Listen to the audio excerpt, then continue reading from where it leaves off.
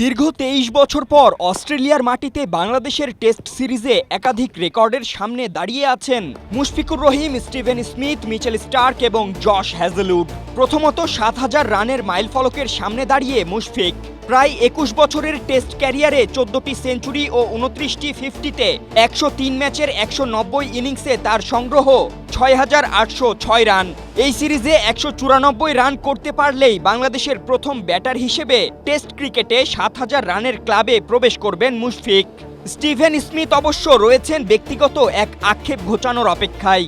বাংলাদেশের বিপক্ষে প্রথম সেঞ্চুরির আইসিসি বিশ্ব টেস্ট চ্যাম্পিয়নশিপে অংশ নেওয়া দলগুলোর মধ্যে বাংলাদেশের বিপক্ষেই এখনও টেস্ট সেঞ্চুরি নেই স্মিথের। ২০১৭ সালে বাংলাদেশের বিপক্ষে ২ টেস্ট খেলেছিলেন তিনি। সেই সিরিজে তার ব্যাট থেকে এসেছিল ১১৯ রান, গড় ছিল ২৯.৭৫।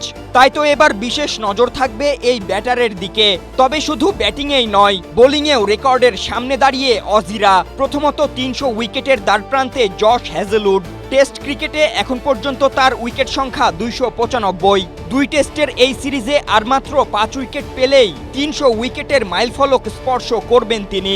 সেটি করতে পারলে ইতিহাসের ৪২তম এবং অস্ট্রেলিয়ার নবম বোলার হিসেবে টেস্টে ৩০০ উইকেটের ক্লাবে নাম লেখাবেন এই অজি পেসার। আর স্টার্কের সামনে সুযোগ কপিল দেব ও ডেল স্টেইনকে ছাড়িয়ে যাওয়ার।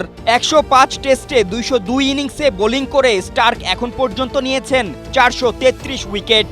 ২ টেস্টের সিরিজে আর ৭ উইকেট নিতে পারলেই তিনি পেছনে ফেলবেন ভারতের কিংবদন্তি কপিল দেব এবং দক্ষিণ আফ্রিকার সাবেক পেসার ডেল স্টেইনকে। বাংলাদেশ সময় বৃহস্পতিবার ভোর ৬:৩০টায় ডারউইনে শুরু হচ্ছে বাংলাদেশ অস্ট্রেলিয়া প্রথম টেস্ট যুদ্ধ।